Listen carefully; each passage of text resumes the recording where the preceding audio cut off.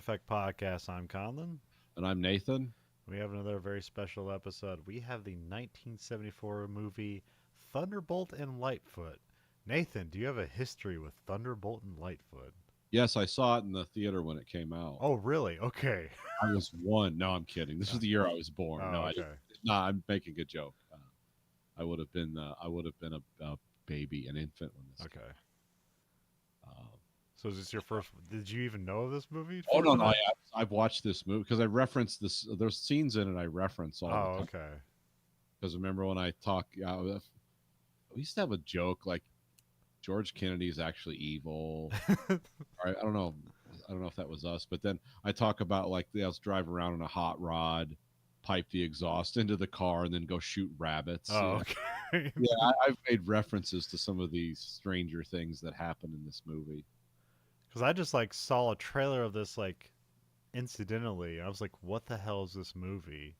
And it has such pedigree behind it that I've never heard of it. And so I was like, "Oh, I'll put that on the list," because Yeah, this is almost like Rain of Fire in a way, where it's like this inexplicably heavy, heavy talented movie that's just kind of like a genre film. yes. Actually, I really watched this movie seriously, like front to back, when they were talking about because I did like the movie The Deer Hunter, and I liked a lot of the visuals in it, and it was the first like anti-war movie I'd seen Yeah, where it really it's like, oh wow, this is actually a cool movie. These guys' lives are terrible, and everything that's going on makes sense because of what they went through. It's like these people aren't just acting crazy. It's like, yeah, I get it. I can understand if someone went through that. And I enjoyed The Deer Hunter. Its 3 hour runtime I think it was a 3 hour runtime.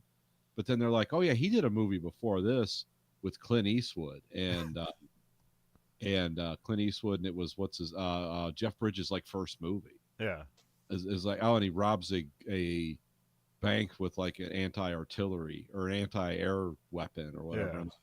Oh, that's crazy. I've never. This was like one of the big. This was one of the company that Eastwood owns that does all the movies. This was like one of their Oh, okay. things that they did because they were real busy at this time. I think Clint Eastwood was doing a movie a year at this time. Yeah. So the Malpaso company. This was one of their. Okay. And Because it's like the middle of his Dirty Harry run. yeah, So yeah, he did this one and then a really weird one that's fun to watch after this called The Iger Sanction, where he's a hitman. Really strange, but he's like a CIA type hitman. yeah. It's a very strange movie with a lot of strange elements in it, but this one is because I watched this seriously because it's like, oh, this is the guy who did The Deer Hunter and then kind of imploded. Yeah. This was his first movie. He's like, okay. So I pronounce his name Michael Cimino. I don't know if that's how you're supposed I always to. heard like what did I hear? I've heard Kumio, and then when I look at it, it's like I don't know how you're getting that. So I was looking up right now. How do you say that guy's name? How do you say Chimino?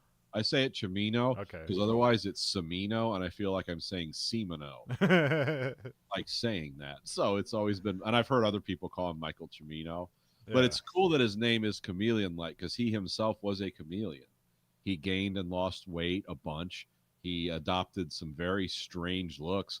He was looking so strange for a while that people thought he had some 80s sex change, but he didn't.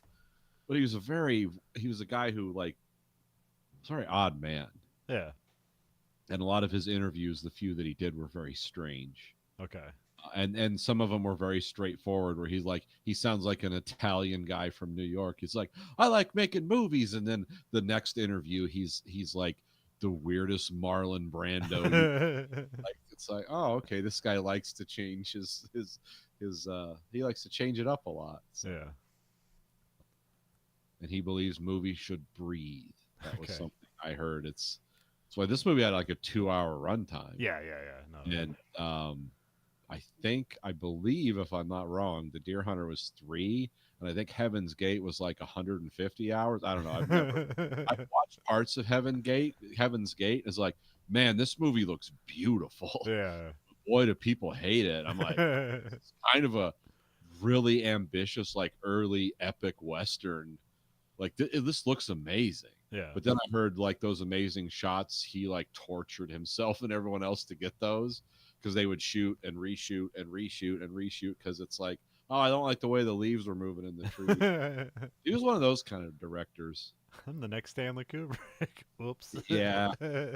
Yeah, Stanley Kubrick, but Stanley Kubrick never managed to quite implode like this guy Well, I did. mean, yeah, Kubrick got his work in. He's like, yeah, I'm going to do genre film. I'm going to shoot within a budget, but I'm also going to like revolutionize things along the way. Because like if you Yeah. shoot it on a small enough budget, nobody's going to look at you when you do weird things. So, Yeah. uh, and yeah, if you hit your budget, yeah, you can take 90 takes all you want. So,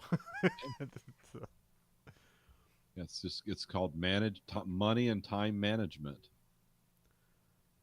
um, so yeah, it came out May 24th, 1974. Um, director Michael Cimino, cinematographer is Frank Stanley, Yes. which I think he's a British guy. Oh, I forget what. There's like one oh yeah, he did Magnum Force. Like he did this, and then so basically he's hooked up with Eastwood because he did Magnum Force, and then he did this movie like the next year. Um, yeah, and then shot 1941 for Spielberg, which is one of Spielberg's like rare misses. Yeah. Um, I And a don't. movie I've only seen once. Yeah. Like, yep, that was wow. I can't believe he did that. Okay. Well, it's like famous for being bad. So like, I just believe everyone and never watch it. So. It's bad, but not in a bad way. It's like they were trying to throw the ideas of like Catch 22 Yeah. into like a modern frame, like an 80s sensibility about a World War II movie with a lot of like weird modern references, but also it's like, well, we want to be ironic like Catch 22, and it just never hits. Yeah. It's just a bunch of scenes that just go right past you, like, okay. Written by Michael Cimino, um, and cast as Clint Eastwood, Jeff Bridges, and George Kennedy, and a few other people that are worth mentioning, or maybe just one more. I don't know. Well, a lot of very young people in this that were Yeah, like yeah. later went on to be really big deals. Yeah, because like you said, this is Jeff Bridges' first movie. Yeah, he was 24 years old Okay. in this, which is because you read it and you're like, was he? And then you look, he's like, yeah, he's 75. It's like, man, I'm old. I mean, Clint Eastwood's still alive doing movies, so He just he's got a like, new girlfriend too. He's 94. yeah. His girlfriend died last year of a heart attack. She was 61. Clint Eastwood was really into fitness though. So Yeah. he's like he's earned those. He's Yeah, gonna I mean, his character, like, yeah, his character might smoke cigars, but he eats carrots. So, Oh, yeah, he owns like he started a company. He owns bars and he doesn't drink. He makes whiskey and he doesn't drink. And yeah. he's like, I want everyone else to enjoy this, but me, I just want to live forever. Have like 35 children and live forever. Yeah. One of his kids, Scott Eastwood, who is inexplicably in a bunch of Hollywood movies. So. Yeah, randomly. I'm always down on Scott Eastwood. I've never seen him do good work, so I'm like, why is he here? Is it just the name recognition? It's just pure nepo. Is he just the pure nepo baby of Hollywood? I mean, there's a lot of nepo babies in Hollywood because, Yeah, much like sports nowadays, to succeed, you have to have rich parents that will give you the runway to practice your life work for in your free time and your work time. So oh yeah, I mean, it's like I love my son, but if he came to me and was like, Dad, I want to be an actor and I want you to pay for it, I'd be like, good luck. Wish you well. Hope you like Tendon Bar. And if you're successful someday, you can then hate me because yeah, you have to be loaded for your kids to. I want to do something that 99% of people will fail at doing. So, now, if you were a Hollywood producer, Dad, I could be successful. I was like, I know, I let you down.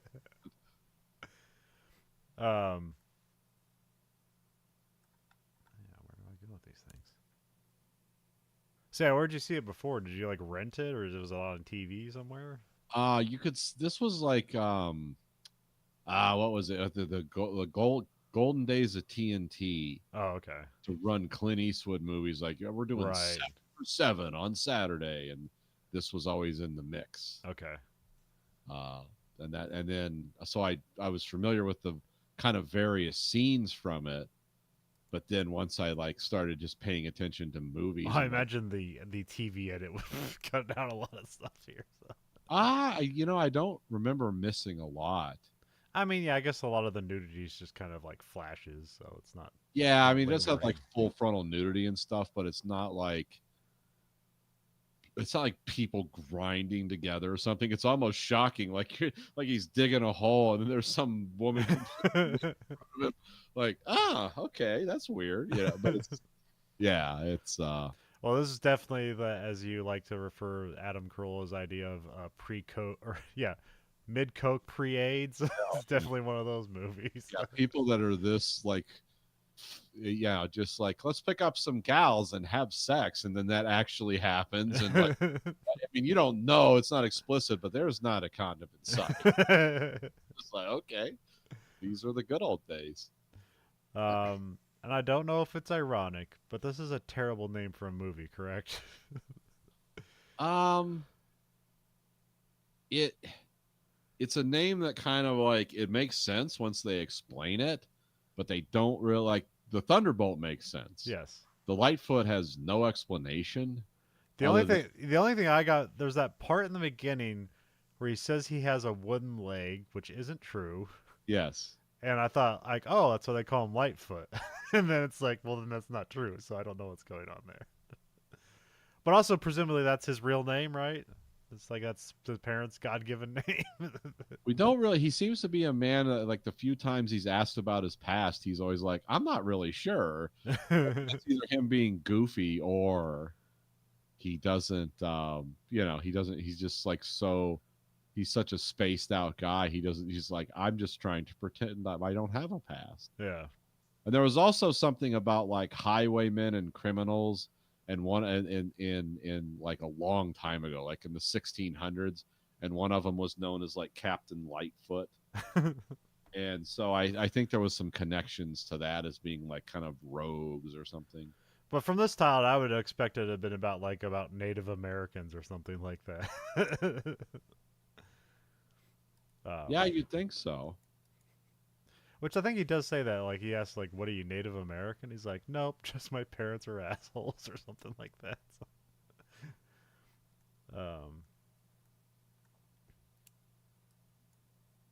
yeah, I guess we'll get into it. We got Act One. We open on a wheat field and credits.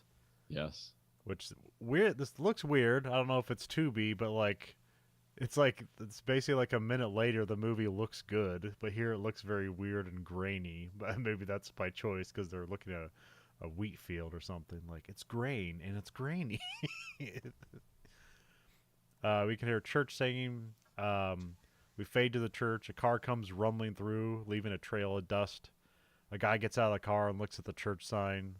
The singing stops. We cut to the inside. We have Thunderbolt here, which we don't really learn his name till like 45 minutes into the movie, but we got to identify him. It's played by Clint Eastwood. He's giving a sermon, like he's a preacher here.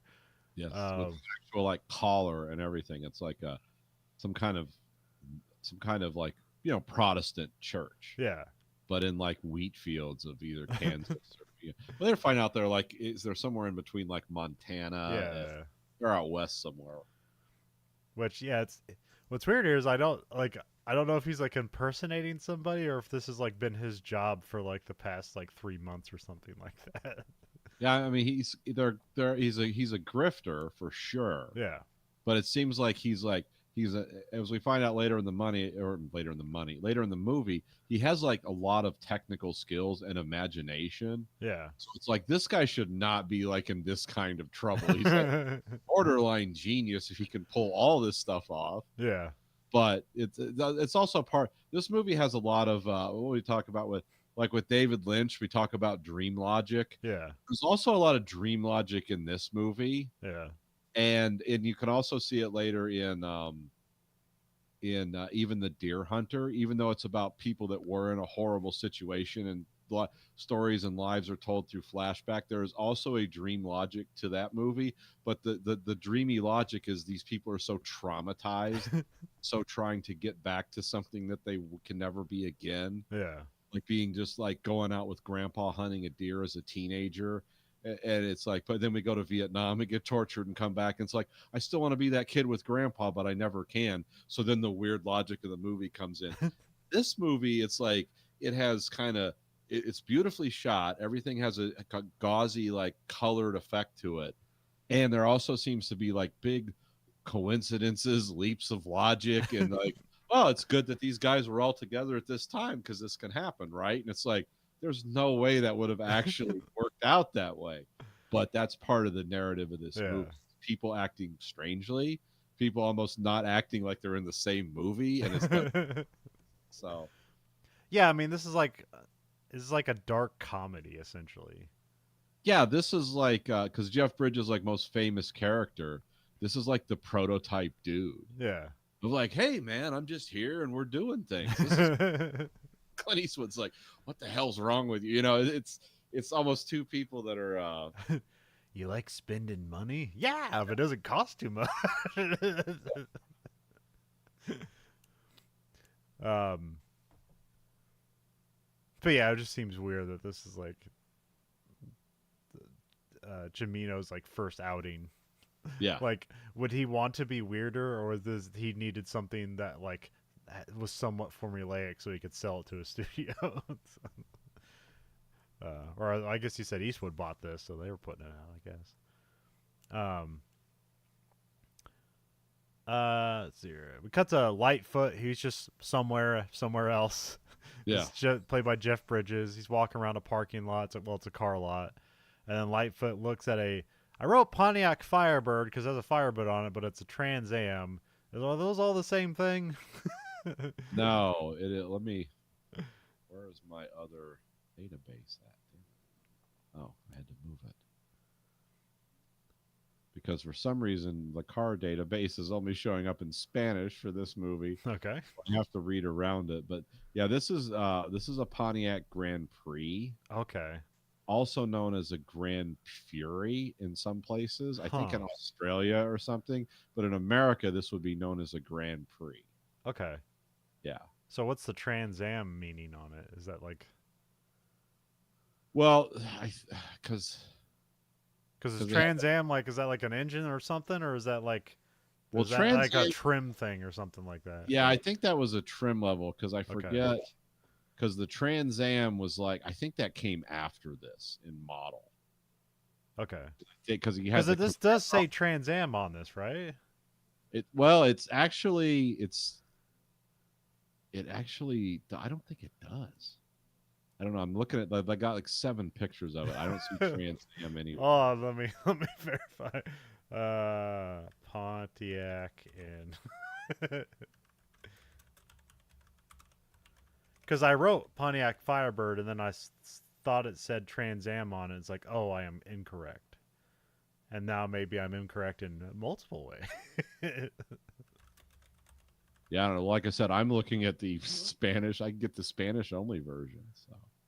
Oh, they have a toy cast of it. Oh wait, no, it is it's a Firebird Trans Am. Okay. Okay. Yeah, all right. It does say Trans Am on the side. I finally found the right picture. Okay. Oh, so now it's like all 3 then. Yeah. So is it also a Grand Prix? Let me see. Hola. No. It's in like a 1972 Pontiac Firebird Trans Am. Yep. Huh. Because I think the Pontiac Firebird was just like the Pontiac version of the Camaro, and I think the Trans Am was like a trim lift. Yeah. Like the Trans Am always had like the bigger engine, and the Firebird was kind of like the affordable muscle car or something like that. Yeah, it was something like that. Sorry, getting enough on car talk. We got to get our cars right. What will the internet say if we get our cars wrong? I had an English version in front of me, but it's like... Yeah, same thing happened to me. I searched the car, and it brought me to like one that had a bunch of Spanish on it. So Don't know why it's doing that, but cool car though. So Yeah. they have a lot of cool cars in this movie, and they just get ditched. So, but Yeah. when you're stealing cars, that's what you got to do, I suppose. What does he call what he does? Moonin'? Where he's just like you know just moving around from place to place and just taking up what happens. Did he have that? Was that the name? I thought it was roaming or something. Roaming. Okay. He tells a story of like he got put in like a board. What do you call that? A boarding school? Yeah, yeah. Right, boarding school. Which one's the punishment one? There's like reform school is the punishment one, and then the boarding school is where you got rich parents that don't love you. Yeah. So yeah, he got sent away to a boarding school, and then like he like what ran away with a teacher or something like that, and they just had So like a sexcapade, and then he just like from then on I just kept mooning or something like that. So, but maybe it was Roman, so I don't know. Which that's weird, but I guess again this movie is sex just happens all the time without, it's like you don't have to search it; it'll find you. people are mad before the sex, they have the sex, and they're mad after the sex. Sex and anger in this movie. um, yeah. So there's a mention of like Lightfoot's talking to the car dealer, and like there's a mention of him having a wooden leg or something like that. And then like he gives him the keys to like, or the keys are in the car. I can't remember. He turns on the car and he keeps revving it, and then he just drives off with the car. And he goes like, "Hey, you can't do that." And then he just runs off the car. Come back to the church. The man in the aviators walks into the church and opens fire on Thunderbolt with like a Mauser like Yeah, pistol. old fashioned Mauser. He's got a grip on like the mag well, so it kind of looks like he knows what he's doing. Although he Yeah, misses almost every shot. So. yeah, he never hits him, but I don't know if No. Mauser. Oh wait, yeah, he doesn't hit him. He just dislocates his shoulder. Yeah. Okay. Because you think he's like, oh, he's been hitting the shoulder, but it's like, no, he just hurt himself. So Thunderbolt runs away through the wheat field. The guy is like struggling, chases after him. He's like, he's not meant for running. Thunderbolt tries to wave down Lightfoot, and then Lightfoot just avoids him. Then he ends up clipping the other guy, which I guess kills them, although it doesn't seem like it would necessarily kill him. So, and Thunderbolt eventually just gets in the Firebird. He like kind of just like hops in, he hangs onto the window, and Lightfoot doesn't really slow down, but eventually Thunderbolt gets in there, and there's like this moment where you think like, oh, they know each other, this was planned, and it's like, nope, not at all. In dream logic, it's like, this would have happened. um yeah, and I wrote he got a bullet wound, but he actually doesn't, because he says like his arm is numb. It's like, oh, he took a shot, but he didn't. He just dislocated his shoulder at some point during this whole thing. Which I wonder if like, I mean, this is the earliest instance that I can think of like the shoulder at like dislocated kind of thing. Yeah, I don't remember seeing this before. Okay. You've seen it a lot since, because it was always like, Well, it's like most famous like Lethal Weapon. Do it in Lethal Weapon. Yeah. Like, pop it back in. This guy can do it too, but it requires like his belt and somebody else's, and Yeah. pulling in a weird direction. Thunderbolt asks if he'd like to be a driver, and then Lightfoot gives his name, which this is where he says like, oh, is it Native American? And is like, nope, just bad parents, I guess, or something like that. So. They stop at a river, which they'll do this a lot. So I don't know if this is like the same river in Montana or whatever, but they're always pulling up next to rivers, and there's always nobody around. So. Yeah. Yeah. Here's where Thunderbolt asks Lightfoot for his belt, and then he pulls his belt out too, and you're like, "What's going?" Because I'm thinking he's shot and he's looking to tourniquet like something on his body, and it's like he starts rigging up this contraption with the two belts so he can pull his arm and like get his shoulder back in its socket. It's like, oh, okay, that's interesting. And meanwhile, Lightfoot's just like drinking from the river, just like. You ever done that? No, drank from a river. No, I grew up in a time when that was poison. Yeah, I would never think to do that. But in Montana or someplace like that, where like, oh, that's snow from the mountains is where this river comes from. Yeah. I might take the water and like boil it and drink it, but I Oh just yeah, yeah. stick my face in it. I just don't think I've ever like. I don't think a body of water has ever looked clean enough to drink. No, Yeah, anywhere we live, we get all farm field runoff and stuff, and yeah. foam, and it's like, nope, run that through a filter and boil it. um, yeah, and this is where we get the line. He's like, "You like to spend money," and it's like, "Yeah, but it doesn't cost too much."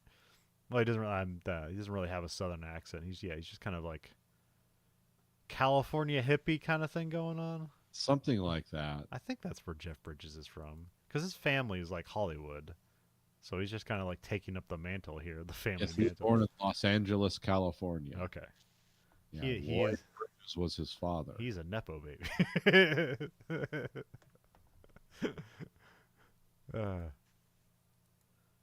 um. So I pull up to a gas station where like some guy's like talking about the collapse of civilization because a guy's trying to pay with a credit card. Is that what's going on here? Something like that. Yeah, these are conversations that like used to exist in the 70s and 80s. It's like there's a computer somewhere that controls the world, but this guy's diatribe was like there's some old lady who's deciding whether to invest $78 into a company. If she doesn't, it'll cause a cascade of events. It'll make the entire economy collapse. No one will get paid. You know, this guy's named Dub Taylor. You've seen this if you watch Oh, the okay. Twilight Zone or any Western from the 60s. Okay. I mean, because he died in 1994, he was 87. So Okay. this guy, you've seen this guy before, and he actually plays this character a lot. Well, also I think he's complaining about like the money isn't backed by gold anymore, which Yes. and like how like he's complaining about the credit card, like this money is useless. It's like, hey, that still works today. Yeah. It's nothing new here. We've heard it's just more sophisticated now. It's a more sophisticated lie. It's got AI behind it. Yeah, people can like make stuff up. uh, and then then the lady is like, because he's doing this diatribe, she's wondering like, she's asking her husband like, what did he say to you? Did he say something mean to you? It's like she wants him to stand up for himself, and then Thunderbolt Lightfoot like steal their car. So Yeah, just grabs the lady and like sets her on the ground, and they just drive yeah, away in his car. it's like we're trading cars. Which I guess, which I think he says, Lightfoot says, like, why? I thought you just wanted the plates, man. It's like, I didn't have a screwdriver. Which is weird, because, like, later on, he uses his belt as a screwdriver. Yeah. So, I think he just wanted the car. yeah. He needed the wardrobe in the back, because there's like a pole in the back that's just hanging a bunch. The whole back is just hanging full of clothes. And, like, what's going on here? Were these people on a trip? What are they transporting? What's going on here? They living out of their car.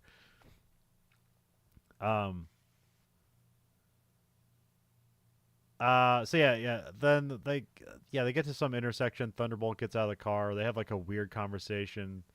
There's like this weird thing where like Lightfoot wants to hang out with Thunderbolt and learn from him, because it seems like they don't explain this out loud, but it seems like, hey, I got an idea that you're a thief and you're good at it or something. I want to learn from you. And none of this is really stated out loud until like, maybe like an hour and a half into the movie. So, but this is '70s. You can get away with that stuff because they do let things linger in this movie. But yeah, and there's like, yeah, and then also like Lightfoot's like, I mean, come on, man, I thought we were friends. And then like Thunderbolt's always like saying back to him, is like, you're too old or something, like you missed it. And it's like he's the youngest guy in the movie. It's like, I think he was referring to himself, like he found okay. it 10 years too late. Okay. I that's what I always understood it to be. Yeah. Because otherwise it'd mean it's like, well, you should have started when you were 14. Like ridiculous. Yeah, because like Lightfoot, like he seems like have this life ahead of him. It's the '70s. It seems you can make any mistakes you want and just move to another state and nothing will follow you. Move one town away and have a different family. Um, yeah, no, like because they're like the banks. I was thinking about the '70s. Like, man, like I mean, you did have bank chains, so you could have a bank if they had another chain in another place. Like, you could go pull money out of it. But I was thinking, like, man, like if you just leave your town, like there's nothing attached to you. Like, you don't have money, you don't have identities. um,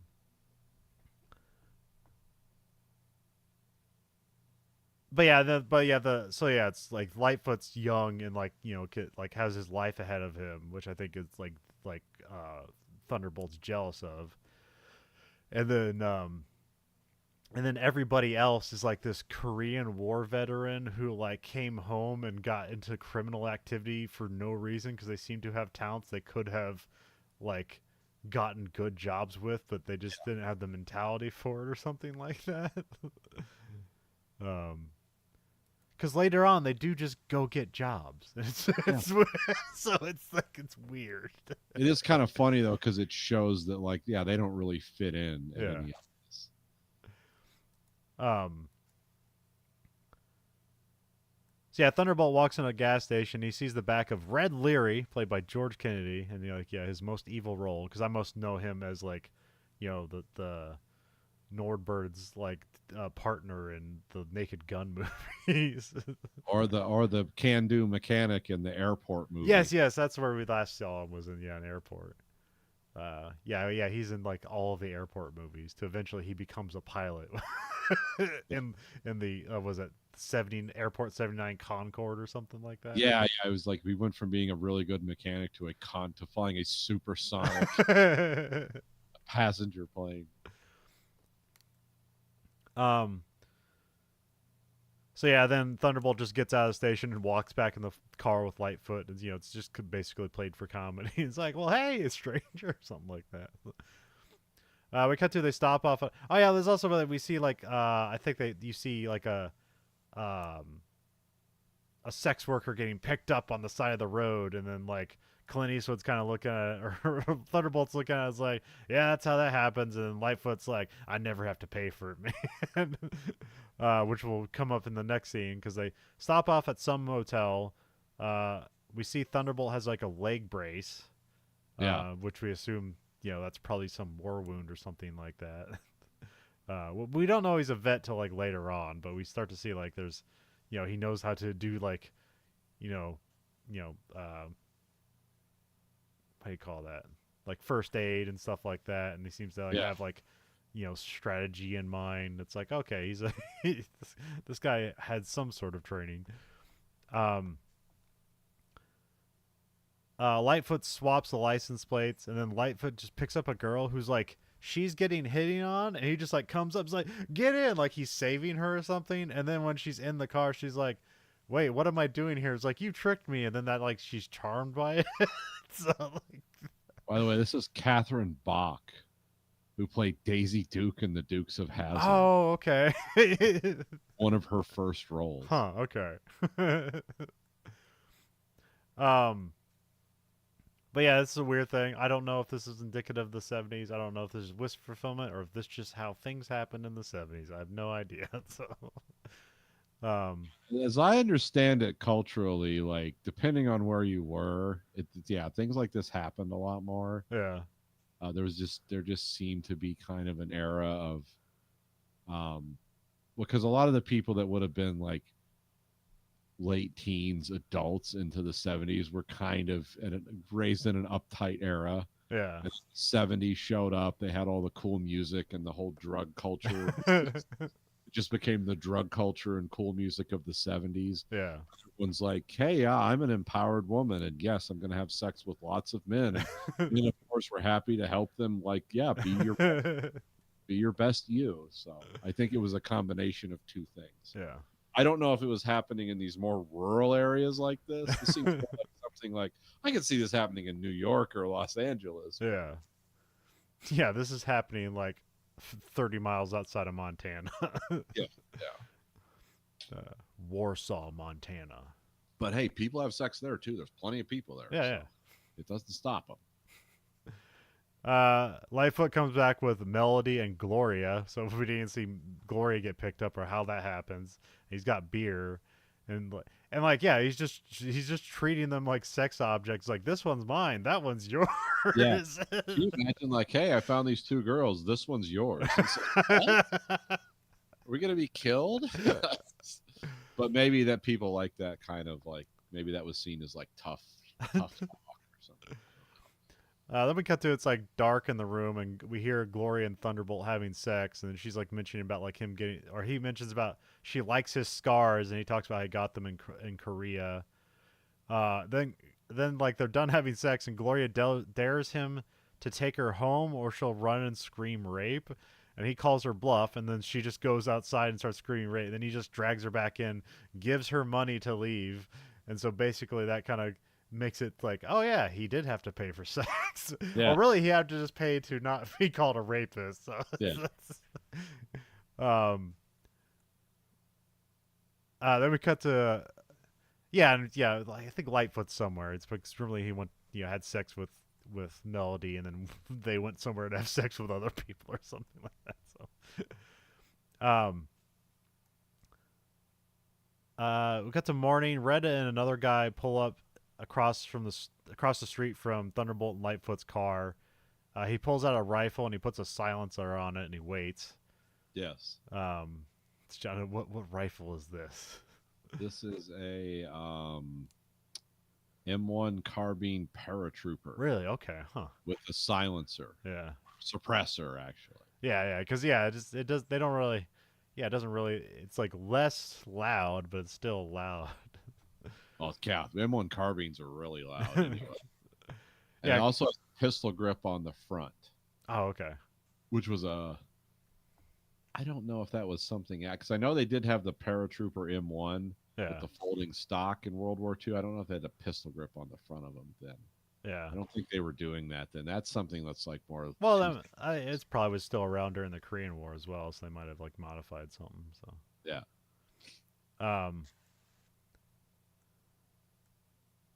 We cut to the inside the diner, and Thunderbolt and Lightfoot are ordering breakfast. They ogle a woman there, and they just get shots of her butt as she walks away and stuff like that. So this movie's very hoary. I don't know how old Michael Cimino was when he directed this, but he must have been like 27 or something like that. They leave the diner and get shot at. Red gives chase, which they have like an old jalopy or something like that. So it's a good mix of cars in this movie, like cool new ones and just garbage cars. Yeah, they had the cars that were like around in the 30s and Yeah. stuff. I think their car was if I'm reading this right, is a 1951 Mercury Sport Coupe. Okay, all right. Yeah. So. Yeah, Mercury always had kind of like interesting lines on their old cars. So. Yeah, it looks very similar. I was like, is that a Studebaker? Is that, I wouldn't know. I had to look it up. So. Lightfoot jumps the car down a hill, and then Red and the other guy try to do that, but then they end up crashing. Which they really don't crash; they just kind of spin out and stop chasing. Yeah. This is where I find out Goody is the other guy in the car, which like I wrote his name down later. I didn't recognize him till later. It's when I looked up his Internet Movie Database, and I was like, oh wait, that's the guy who's like has the suicide bag and the way of the gun. Yeah. Jeff Lewis. Yes, yeah.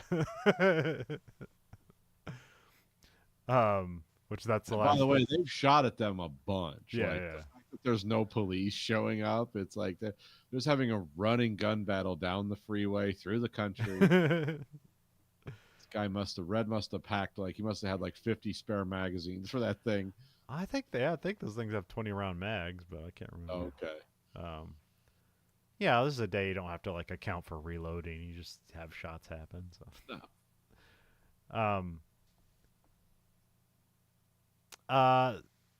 Thunderbolt and Lightfoot like get a ways away, and then they just stop the car, and then Lightfoot says that the transmission is dead. Yeah. Thunderbolt tries to ditch Lightfoot again, presumably for his own good.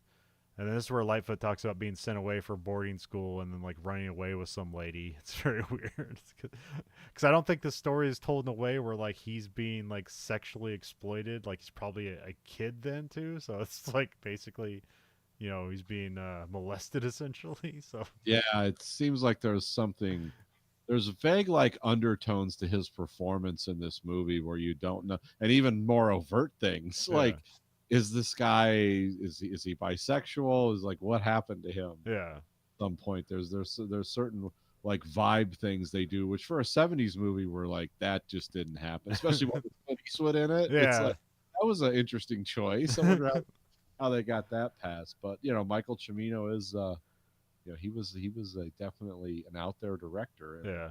deliberately do things like that. Just be like, Oh. let's make it weird. But also, like, Lightfoot seems to know this area because he knows to wait for, like, this mail boat to show up, and it's just willing to give rides. They still have mail boats, Nathan? This thing ever Yes. exist? No, Okay. they still have them. There's still places. Well, I've never heard of a mail boat. This is the first time I've seen something like this. So, Well, I remember when we were planning trips up to northern Michigan to do different things. It's like, we got to be there before the boat leaves, or you won't make it to where you're staying. I'm like, yeah. the boat? It's like, yeah, it's an island out in the. It's like, oh, I didn't. No, I'm not doing that. Put ride a motorcycle onto a boat and have it. It's like, I'm not. Well, it's like a car carrier. It's a big thing. It's like, I don't care. Engines fail, things drift. And while they're on the boat, this is where they talk about banks for a bit and like wanting to spend money. I think this is where he talks about he wants to walk into a place and buy a Cadillac with like no questions asked or something like that. Yeah. Um, so I have that being the end of Act One because we're like half an hour into the movie and we get the hint of what they want to do is rob a bank. So Yeah. so Movie takes its time. yeah, it is the '70s. So. So we have Act Two. They're hitching. A souped-up muscle car stops for them. A guy yells at them like to get in the back seat while there's like a raccoon in a cage up front. It's like a tense and weird scene that comes out of nowhere. This is very like you said. This is a very dream logic moment of this movie. They go for a wild ride. 73 Plymouth Fury 3. Okay. Full like braked suspension on the Uh huh. back because the car is driving You can like see this. you can see the differential. So. Yeah, the whole suspension's exposed. They go for a wild ride. The car starts filling with exhaust because like the guy built the exhaust to go in the car. I don't know if it's like a trap or if you go over a certain thing because they never have to deal with exhaust for the rest of the movie. So I think they can he turns it on and off. okay. Because your brain would be dead. Yeah. In this era, you're not only breathing in car exhaust, you're basically breathing in unadulterated car exhaust from leaded fuel. Yep. Your brain is gonna melt out of your ears. um. So yeah, the car rolls, and then the crazy guy gets out of the car like nothing happened, opens up a trunk and just starts releasing a truck full of rabbits, and then he just White rabbits. yes, and then he just starts shooting at them. I don't know if he hits one. He just kind of shoots near them or something. I don't know. Yeah, I think for the movie they kind of did like ground puffs. Yeah. Because you don't see any rabbits dying. Yeah. But I'm just not sure. I'm not sure what he was doing otherwise to shoot around the rabbits or to shoot the rabbits. Either way seems like what sense does this make? Yeah.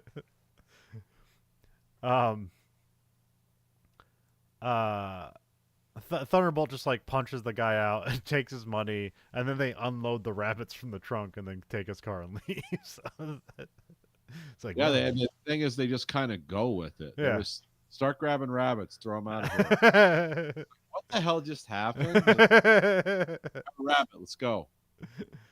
Yeah, I didn't look for symbolism. It's too weird of a scene. There is some like crazy pretentious roads we can go down with that. Yeah. Because like everything is like the rabbits are like a Christian symbol of innocence and rebirth. Yeah. And raccoons are like, they're just the natural bandits. They have they have the mask on. Yeah. So there's all kinds of like, yeah, you can disappear up your own butt and that kind of stuff. Or it's just the part of the weird. It's the most extreme in your face weird thing that's happened in a very strange movie. Yeah. If you really pay attention to the movie, it's like, this whole thing is odd. this scene actually fits in the more you think about the movie. It's like, well, of course this happened. Yeah, yeah. That's where they were It going was all. inevitability. It's just this is just what's gonna happen. Yeah. We cut to Thunderbolt and Lightfoot that just have some groceries, and then they discuss like what they know about banks, which like they know a lot about banks. Yeah. So, because like, well, I mean, Thunderbolt knows the most, but it seems like, Thunderbolt's doing like metallurgical yeah, breakdown. yeah. Like, this is fireproof and it has But this. yeah, That's and Lightfoot just has more of like the social angle on it, like what people do at banks and things like that. Although it never looked like he's ever walked into a bank before. So. Thunderbolt talks about robbing a bank with a 20 millimeter cannon, and now the press called him Thunderbolt, so that's his name for the rest of the movie. So, which weirdly, Michael Cimino did not make this up. oh, okay, huh? The world's largest silencer was put on a different 20 millimeter. This was an anti-tank rifle called a Lottie. Okay. Was like you've seen these on, if any Kentucky ballistics fans out there, you've seen these. It's a 20 millimeter tank rifle, which fires just massive armor piercing rounds. It was kind of an interwar rifle between World War I and World War II. Yeah. Those strange like steampunk weapons. Like, this will shoot through a tank, but it takes 4 guys to carry it. Well, somebody in Secaucus, New Jersey, hit a Brinks bank. Him and a group of guys, they got a Lottie anti-tank rifle and 200 rounds, fashioned a silencer, which looks like a can of welding gas, like for an acetylene torch or something. Okay, fashioned this massive homemade silencer, and also threw like mattresses and beds over the top of it to further muffle the sound.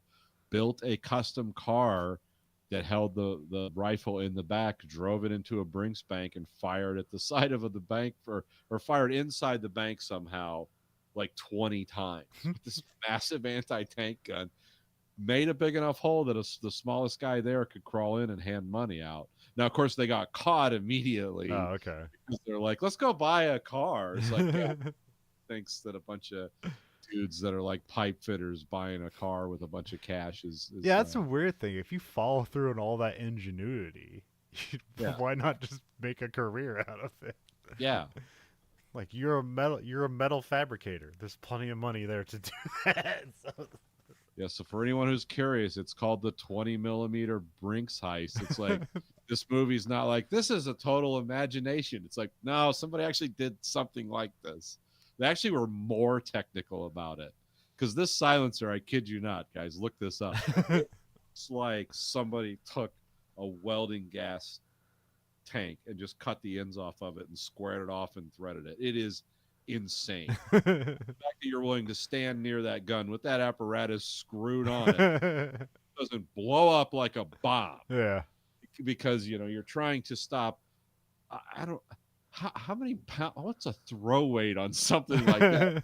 How much back pressure are you trying to baffle and divert? It's like a stick of dynamite going on. I mean, it's fitted onto a car to hold it down. So. Yeah. Oh yeah. It was. Yeah, they had it was like a station wagon that they modified. And I guess the reason for the silencing of it is, according to one of the guys, because the FBI was looking for these guys, because they're like, oh, these people are lunatics. It was mainly so they didn't go deaf. Yeah. Firing it like in an enclosed space. It wasn't really to make it super quiet. It was so it didn't deafen them, because you couldn't just put earmuffs on with that kind of pressure going off in a room that small. So yeah, that was. But it's crazy. I mean, it's like, this is great. Glad people did this. And when did that happen? This happened in when did they do this? 1965. Okay.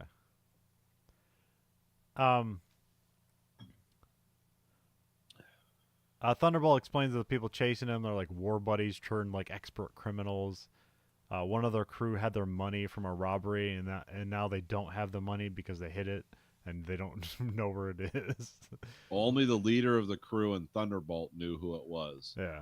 The leader unexpectedly died of a heart attack, which I guess is like Clint Eastwood's actual greatest fear because his dad died fairly young of an unexpected heart attack. Oh yeah. So Clint Eastwood's always had this like, yeah, your heart can stop at any moment. Yeah, we all know this is the curse we're born with. But yeah, um, but I also like that he talks about how like the feds put out in the newspaper that they recovered the money, but that's when they assume that they know they didn't because they said they did or something like that.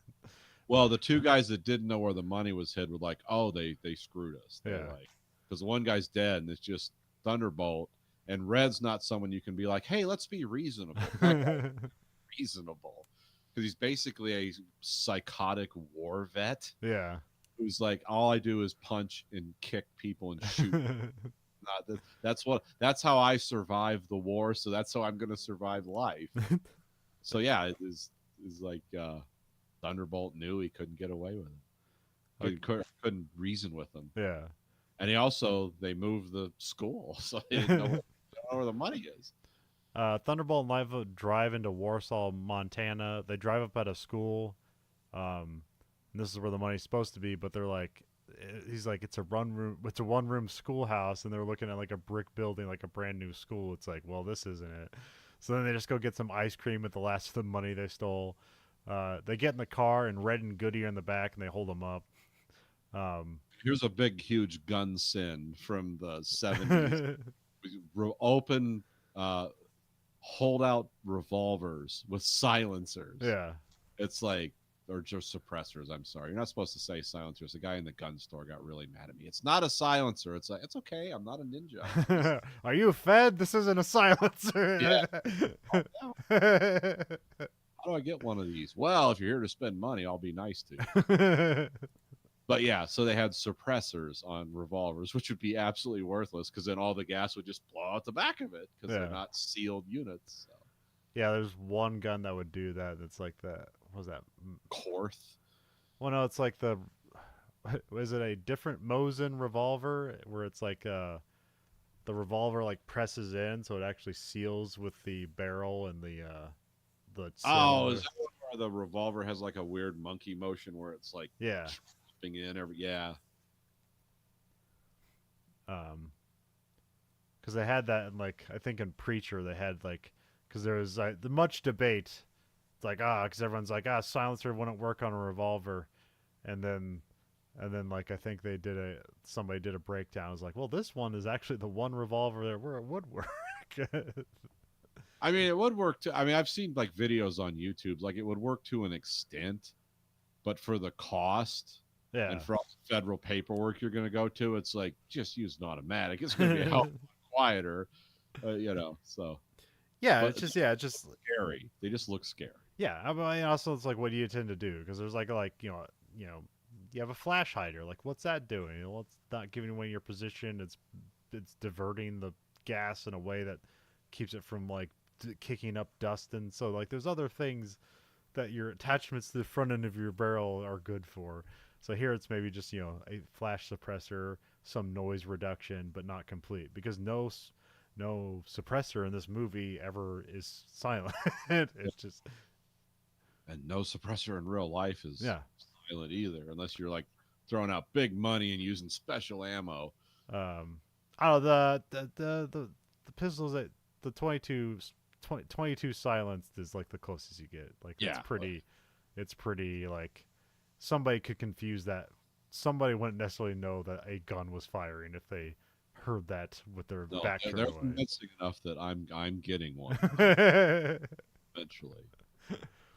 I mean, that's what the in that book Rise and Kill First. That was like, the Israeli assassin team was their favorite thing is just get like 3 people with like, and they just with huge silencers on 22 pistols and just like fire like 30 bullets in a guy and walk away. Oh yeah, it works every time. Yeah. Never does not work. It's always like, some grad school guy doing it. So I just got out of Yale. It came to be in the Israelis, like the CIA. I'm exercising my right of return to work for the Mossad. Well, good. We have a job for you. What am I doing? Analyst stuff? No. I want you to look at a guy because there's not going to be a lot of flash or bang. You can just methodically fill this guy's face with Yeah. holes. It's like, oh, okay. Um. So yeah, they get directed to a secluded spot, which I think no, I think this is by a river as well. I can't remember.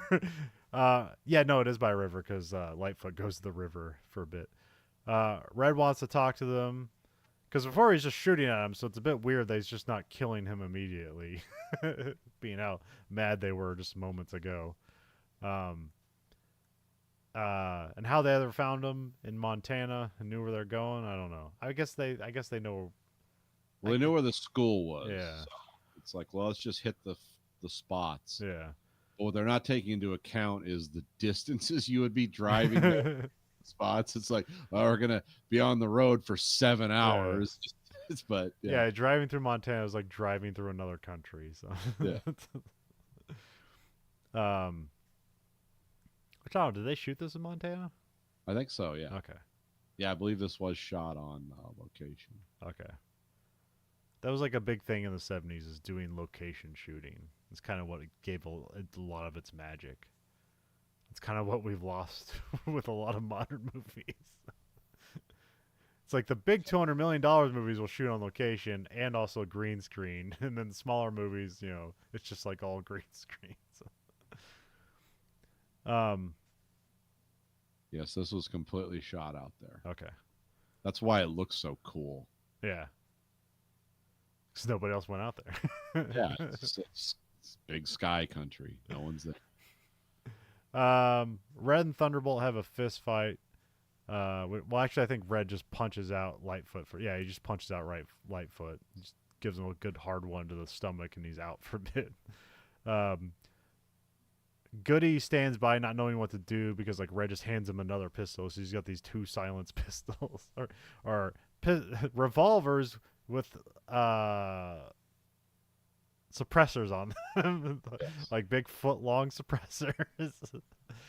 um, Red punches Goody. Yeah, like they get near him, and then so Red, it's like Goody's supposed to be on his side. He just punches Goody, which seemingly seems almost intentional. Like, you got my way, you deserve a punch.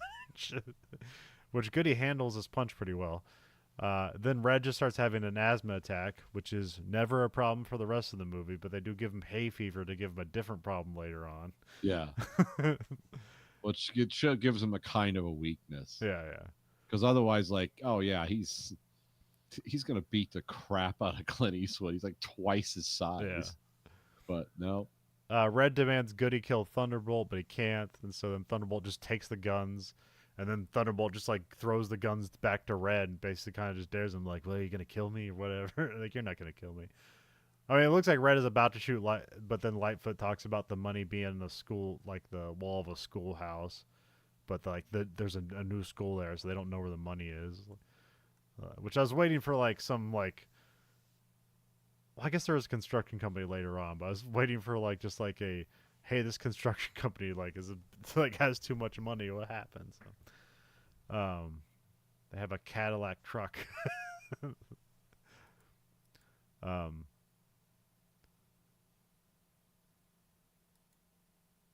but then yeah, they're all like kind of hanging out, and Lightfoot suggests they just rob the same bank in the same way because nobody will expect it. So Yeah. that's the plan for the rest of the movie. So, we cut to they're at some establishment, like they're drinking on a table. There's a piano, and there's nobody else in there but them. Like, not it doesn't even seem to be like anybody's manning this bar or whatever the hell this is. But Lightfoot comes back with $200 and having sold the car they stole. So now they're just hanging out in Red's car. They go back. They go to the bank they're going to rob. It has like concrete. It's like a concrete warehouse. Cause like this isn't really a bank. It's just like this is like the transport area for like the armored cars or something like that. So they bring money back here and back and forth between banks or Yeah, something. it's Like that. I forget what they called it, but yeah, it's kind of like a switching location. Yeah. It's where like the big money comes in here and then it gets distributed to the armored cars to go to the banks back and forth. Right. Okay. So it's not like people's deposits; it's like the bank's money, kind of. Yeah. That's at least how it was explained to me. Um. or I read. I didn't. No one explained it to me. I read it. We cut to Thunderbolt is working at Ironworks. It seems sometimes later. There's this like black like secretary. She's looking for a social security number, and he just like pretends not to know what it is. It's like, yeah, I don't want you doing a background check on me. So. Then we see Goody's working as an ice cream man. He's got this like ridiculous small like vehicle he drives around in. He picks up Red, and then Red guides Goody around. Yeah, so it's like this huge guy and this little guy and this like this looks like this Italian clown car. Yeah, yeah. Was a ice cream delivery vehicle. Yeah, and Goody like is in this like ridiculous suit or uniform, which I guess Red didn't want to do that. He didn't want to wear the uniform, so he's like just hanging out with Goody to do the job rather than getting a new. But he eventually just ends up being a janitor at night. Well, he's not a night janitor. He's a janitor like on the late shift that they have to get out of there or they'll get eaten by dogs. So. Yeah. It's like, this seems like a lawsuit waiting to happen. Lightfoot is working construction. He's just tamping the ground with hand by hand. So, and he's like just has his shirt off and he's just glistening. And then just a lady stands naked in the window, and he's just like, "Huh." Because his sexual energy is so powerful. Women just strip their clothes off. Then we see Goody and Red get scolded by a kid for like coming by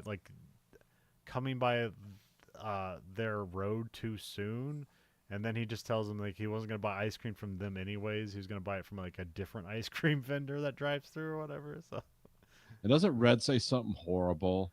Yeah, he goes, go fuck a duck, kid, or something like that. Yeah, it was something like old fashioned, and like I don't know if they talked that way back then. Yeah. Yeah, I've heard like someone say like go suck a duck, like they're trying to say fuck without saying that, and then it's like here he just like intermingles it, like the thing he's avoid he just says with the thing that's supposed to avoid it. I thought it was funny. I did laugh because he said, like I said, it's he's saying this to a child. It's talking to an 8-year-old. Go fuck a duck. It's like kind of strange dialogue delivery. It's very straight. And he's got like this wispy mustache, and like he looks like he's like wearing a hairpiece, but that's just because his hair is kind of just wiry. So. Yeah. Then we cut to Red is working as a janitor, and then something about the dogs eating workers because they didn't leave quick enough. So then he kind of picks up pace to get this floor buffer like in order. Then we cut to Thunderbolt is at a pool hall. He goes in a room and he starts unlocking a bunch of doors. Then we cut away, which is just a part of the plan later on. But he like has the keys. I don't know if he like. I don't know what that's about. Like, did he just make copies of these keys? Is this another side job or what's going on? I've learned a lot over the years about locks. Yeah. Where it's like mass-produced padlocks and stuff. And I think at that time you could just like get keys that would open all of them. Yeah. I know they tried to change that later, but then they made it so that like, well, anyone with 5 minutes training can now pick them very quick. So it's like, I don't know, but I think it's just like, oh, these are criminals with criminal skills. Somehow he has those keys. Yeah, I heard he just stole the keys from the people running the place. Yeah, I heard if you make a bump key for a master lock and a Schlager lock, you can basically open up like 90% of locks in all of America. So. Yes, that is true. This has to be different. The only thing that's different is the size. Yeah. You get different sizes for different sizes. Right, locks. Yeah. They leave the pool hall and he gets like info and a weird story from his fellow iron worker, which I think he's just called Welder. This guy's like famous. He's like a character actor. He's just got big teeth and he's kind of a Southern gentleman. Yeah, Burton Gilliam, yes. Another guy who was in like every Western you've ever heard. Yeah. Was this his like first movie? He's pretty young here. It's his third movie. Okay, I think. all right. He was in Blazing Saddles as an extra, and then he was also in Paper Moon, which is a movie I watched once. Can't remember, but yeah. But yeah, it says I call a 70s character actor that played a lot of different like sheriffs and cops. Yeah. Guys like that. kind of a guy who's always like mischievous and has a smile on his face. So Yes, but he always seems like a Texas sheriff yeah, type, yeah. some kind of Western cop. How's it going there, son? I'm your corrupt Texas sheriff. This is the guy who's like, "Hey, when'd your tail light go out?" What? And he just puts his boot through it. Yeah. Oh, I That's a see what. shame. um, Yeah, back then that was like $20 of damage. Now you kick in a tail light. It's like, well, I got to make an insurance claim. Four sensors in it or something. It's just worth $2 million. It's like, oh yeah, this sucks. but there's like this like heavyweight guy with a bow tie. And it says money order like out to the place. So I guess it's just like it's like a Western Union or something like that. Yeah, it's a Western Union office that also is the they are affiliated in some way with the holding vault. Maybe Western Union runs it, Yeah. and there's a whole Well, like they old. do say the alarms are linked to the telegraph wires, so maybe that's what's going on. That could be okay. I wasn't sure what the connection was there. I forgot that the telegraphs were still a thing back then. Yeah, they yeah, there's something like he has to we'll get an alarm trip warning Yeah, that's the vault's been breached, and it would go through there. yeah. Um. Then we cut to Lightfoot's working in the rain. Here we get like this is one of Gary Busey's early roles. Like, Yeah. he shows up just like he's And they're also their boss is played by Vic Tayback, who he was in a lot of things. right. Okay. Mainly, you would know him from he was Mel in Alice, the guy who owned the restaurant. I don't think I've seen that before. Oh, Alice, she was the waitress, Okay. and there was it was a movie. It was a movie. It was a TV show that was on from like the middle of the '70s till the middle of the Oh, '80s. I don't think I've seen that. Yeah, because the one lady was Flo. It's like kiss my grits, Mel. Oh, Yeah, okay. it was that. He was Mel in that. Okay. It was just funny to see him as the boss here. When he says like it's raining, boss, we need to quit, and he's like, go take lunch. So, and then he's like hopping in a car to have like an affair with somebody. Like that's just Yeah. what he does.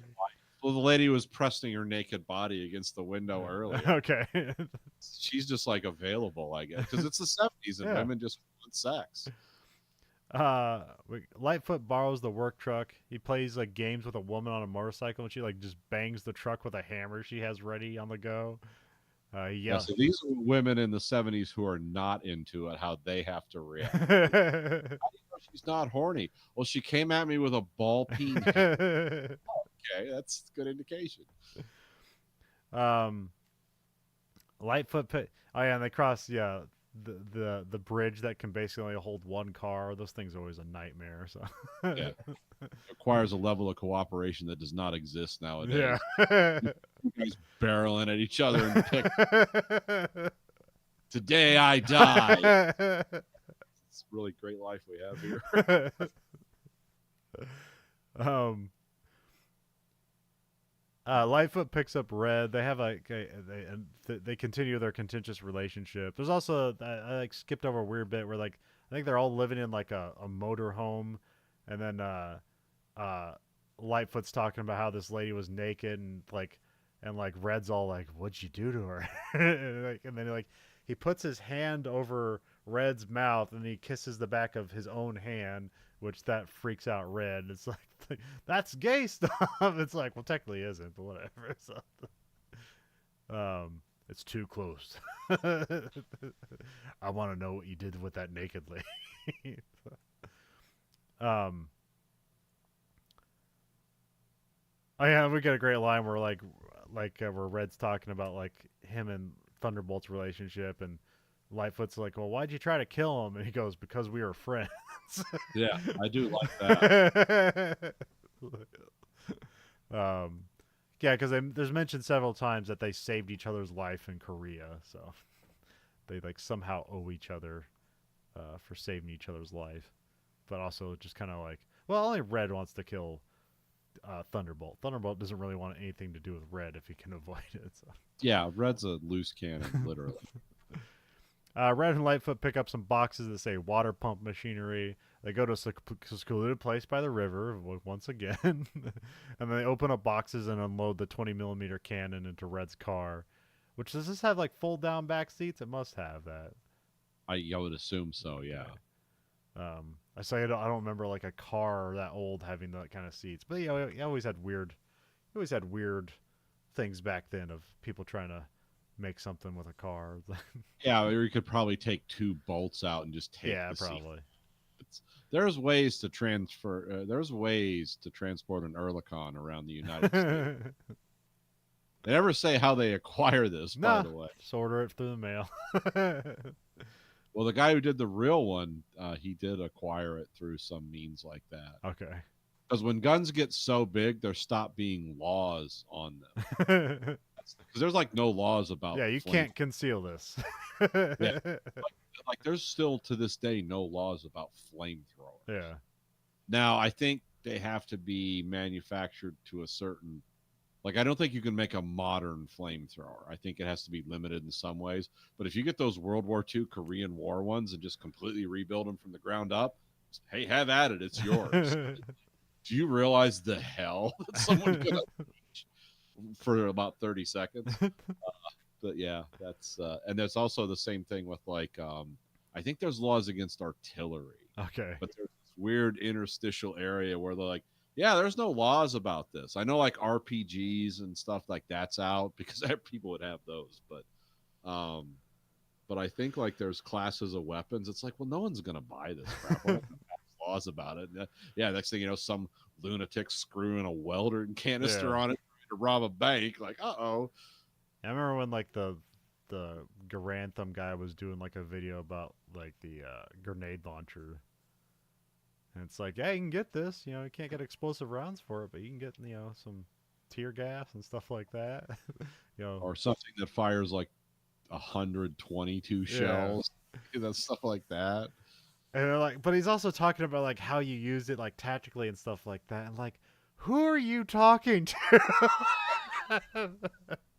And it's clearly he's talking to his fellow future militiamen that are going to take over the world, so whatever. So. Don't get me wrong, I love all that stuff, but sometimes I'm just like, this is cool, and this is what this guy's talking about. And then I see my big fat ass out there with it, and it's like, that's just embarrassing. Oh. It's like, no, that's cool, but not for me. Yeah. Like, when they do the slow motion of like when the guy in Kentucky Ballistics is firing a way too powerful gun and his whole body, like, because he's this huge, like, caricature muscle man. I try to imagine myself in slow motion, and it just looks like Jabba the Hutt, like, diving or something. Yeah, it's like that guy gets hit with the cannonball and the video from 30. Yeah, exactly. It's a bad look. We see Goody scopes out the Montana armored transport. We cut to Red steals a wig, which that's like, what's that about? Then we cut to the crew go over the alarms at the bank, where they work out like how much time they have before the cops arrive, which they eventually arrive. I was like, we only got 5 minutes. So, and then we have Lightfoot having reservations about knocking over the money order bank manager guy or whatever, which we're not told like why he has reservations, but we'll find out later. The method he has to use is what he's really concerned about, rather than actually doing it. But this is where like Thunderbolt's like, we can't back out now, kid. It was your idea.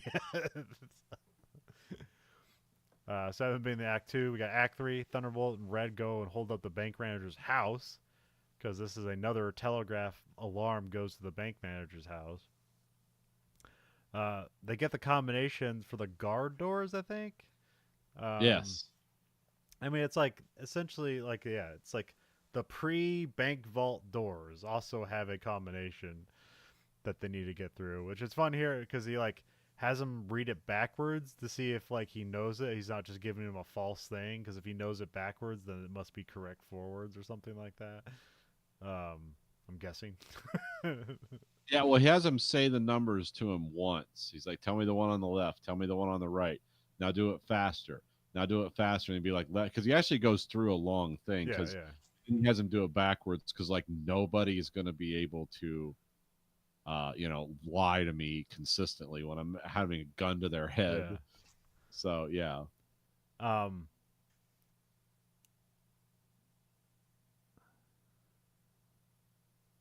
Yeah. This is also where like Red goes at it like yeah like Thunderbolt holds up like the parents, and then we cut like, and the one guy's like, oh no, my child. We cut to the quote unquote child's room. It's just like an adult woman who's having sex with a guy.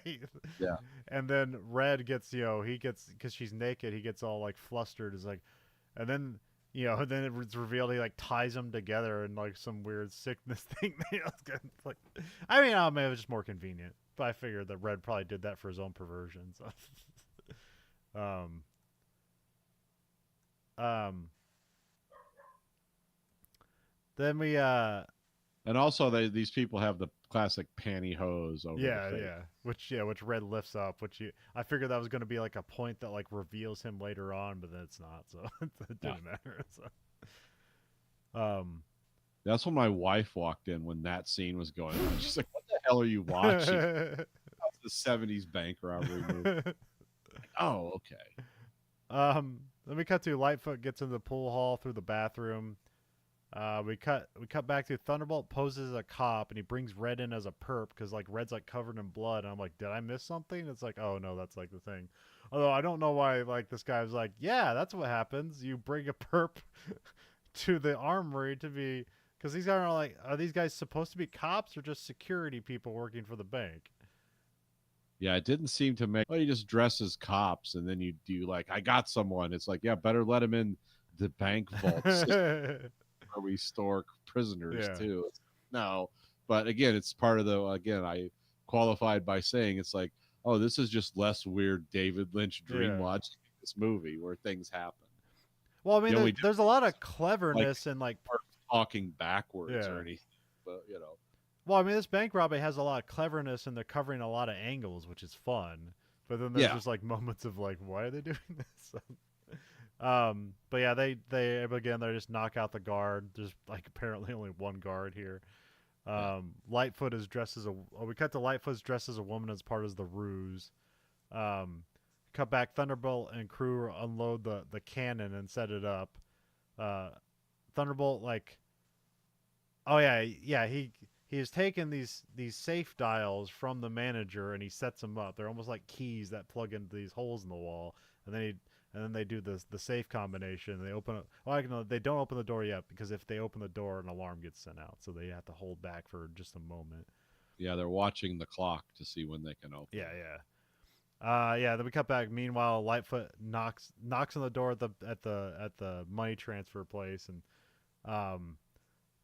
because I mentioned before that this guy's spooked because the one welder guy played a trick on him where he like held his dick out, and the guy like put his dick in this guy's hands, and now he's all. So I don't know why this works. Like he's like more receptive to women now because of it or something. Well, they always show him like he's reading a newspaper. Yeah. When the camera pans behind him, it's like '70s like nudie porn. Yeah. Like big bush porn. Yeah. Like, okay, so this guy's a weirdo, and he obviously doesn't know, because it's like, who does not have the presence of mind to, like, some dude comes up and puts his pecker in your hand? It's like, well, that's getting torn off. um. So yeah, then Lightfoot like knocks on the door of the bank manager guy. They open the door and the alarm at the money order place goes off, but Lightfoot disables it, and we see that he's knocked the guy out. And then Lightfoot takes the guy into the bathroom, which that would be hell. It's a hell of a time to drag anybody around. It's like, I couldn't imagine like 150-pound man dragging this 400-pound. They show it's very difficult. Yeah. He's like almost misses his ride because he's got to get this guy in here and tie him up. Yeah, and there's a weird thing he tucks in like the pantyhose here. He tucks a bunch of things in, but there's like a thing of rope he tucks in there, which I didn't identify at first. Like, what the hell is that? Was at first, like, what are they doing? What's going on? Does he need a bulge in his back for some reason? Nah, it's just some rope. tie this guy Yeah. to a toilet. So But again, I think it's also that's like let's play with the people and subvert their expectations. yeah. um. Thunderbolt and Red set up the cannon. They weigh it down with sandbags. There's like this whole nice setup here of everything. They put on ear protection. It's like, oh, good. They're thinking here. So, and then they just start firing the cannon for like 5 or 6 times and blow a hole in the wall that doesn't look like anybody could fit through. But then they just cut to somebody's on the other side. So, Yeah, um, Thunderbolt fit through, not red, but Thunderbolt. yeah. Well, I'm more thinking about that rebar just scraping you as you try to get through that hole. It's like, let's make it a little bit bigger, man. You got a whole thing around. It's like, let's use them. Well, they did bring welding gas containers in there too, Okay. so maybe they didn't. Maybe they edited out a scene where they were cutting some of the rebar down. Yeah, I think I heard about this movie through looking stuff off when we did Thief. Yeah, So that I think that's why, because that's another bank robber movie with interesting tools to rob a bank, and then like, hey, if you like that, you'll like this, and they're like, couldn't be completely different movies. um.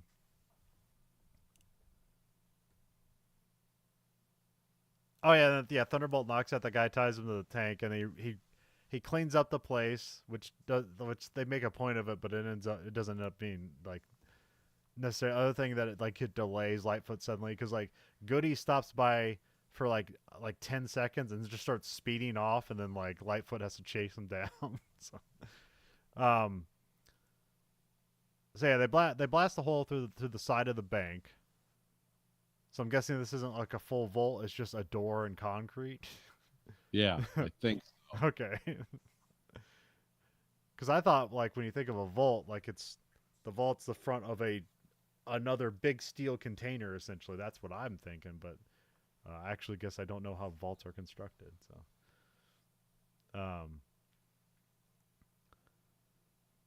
they unload a bunch of money, which like Red's like, hey, we can get more, but Thunderbolt just cuts him off. It's like, it's enough, so we just get out of here. Red takes a duffel bag and money and hops in the trunk of a car, which is weird. Also, like, they kind of like they cut around in a weird way where it makes you think there's two cars for a moment, but it's just the same car. Because it's like they have like a angle from the left as Red gets in it, and then the next time you see the car, it's like an angle from the right, and so it's kind of confusing in how they do the editing because it seems it was kind of a weird thing. Because it seems like Red went one direction and Thunderbolt went the other direction, but they actually went to the same place. So, Thunderbolt gets in the car and takes off. Like Goody like gets in the back seat in like a weird way, but I don't know why they have to hide in the trunk together. But I guess it's just to have the thing that happens later on. Because Goody gets in the back seat, so then Thunderbolt takes over driving, and then Lightfoot's in the passenger seat, but he still has his he's still dressed as a woman. So for cover,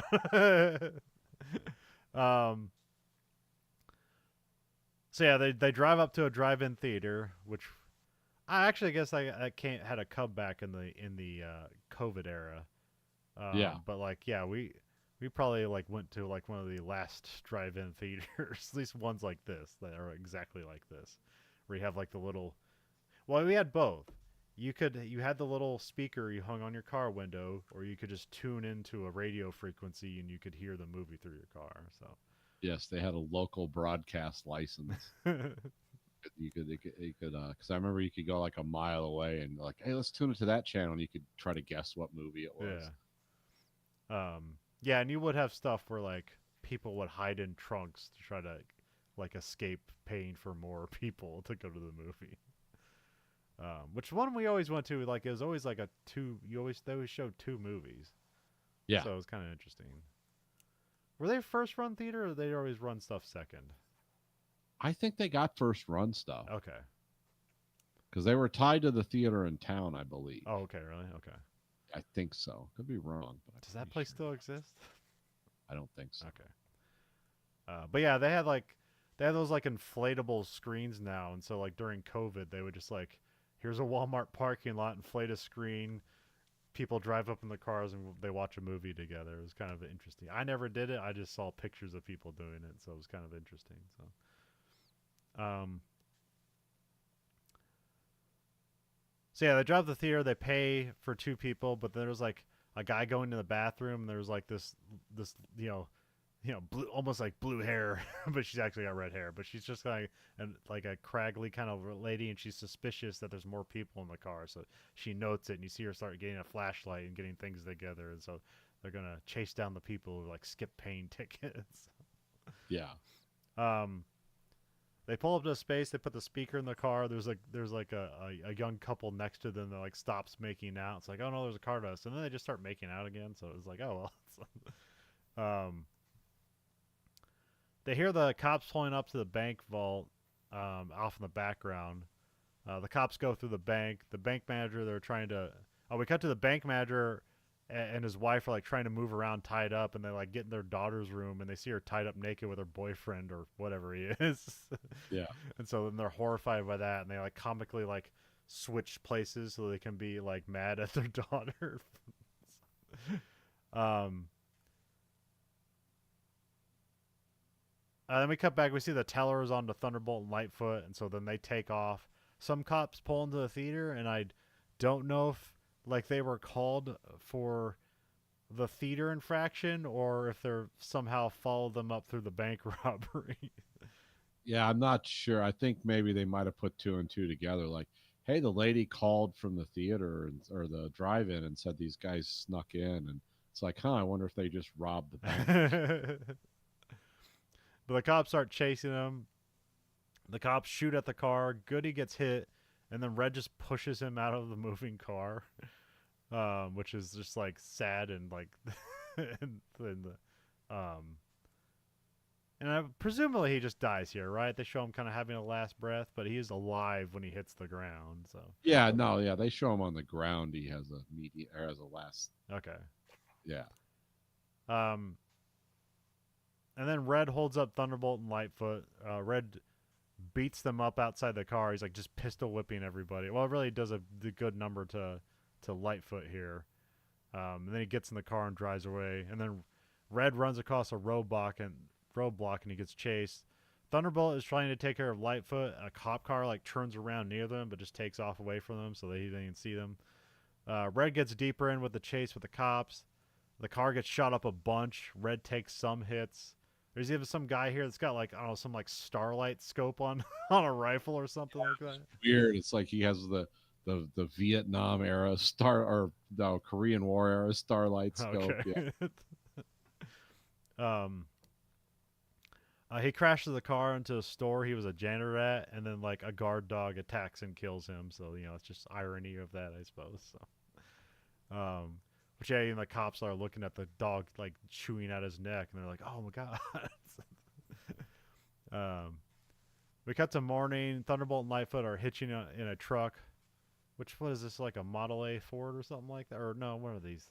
This isn't a Model T. It's like a after that kind of truck, right? Yeah, let me see what this thing says it is. Or is it even a Ford? It looks old. Ford. Okay. It's because I had it pulled up, but it's in Espanol. I think it's like a Ford Model H. Okay. All right. But I could be wrong because they have a really lousy, tiny picture of it. Oh yeah. So I'm trying to guess. No, it's a Ford Model B. That's it. Okay. Model B. Yeah. Yeah, this would have been like from the 30s. So this car would be 40 some years old. Came out. They hop out the Warsaw exit. They're kind of walking around. Lightfoot collapses and gets back up. While they're walking around, they find the one-room schoolhouse like across the highway, and they're like, "What the hell's that doing there?" And then they see like a placard as they get over there, which I thought there was going to be something with them getting like hit by traffic or something like that, but that's not an issue. Hit by a truck. Yeah. It's like we stopped it. And it's just. I don't know. Have you ever had to run across a highway? Yes. It's not fun. It sucks because things are like, yeah, that's pretty far away. It isn't. No? It's 3 miles an hour. It's not very far. Or a semi goes by and you just feel like the the wash coming off of it like hit you and it pushes you back. Yeah, oh yeah, it's terrifying. Um, so that's what I was thinking about this entire time. But they get across the highway, no problem. It is a highway in Montana. They're not that. Yeah, this isn't like outside of Los Yeah. Angeles or something. They see a sign that says that the school was moved to the site in like July. I don't know. Was it like the year before they get here or something like that? I uh, think so. um, as we had the Czech museum here got flooded out, and they did move the entire museum as is to like a higher elevation nearby. Like they moved it. Yeah, they can do that. Yeah, It's crazy. yeah, it's But crazy. Um, they go into the school and they meet some like weird tourists. Do you know who these people are, Nathan? Or are we supposed to know who they are? no, I think they look familiar. I think there are people that were in other movies that Clint Eastwood Okay, was all right. produced, and I think they always play the same kind of roles. Okay.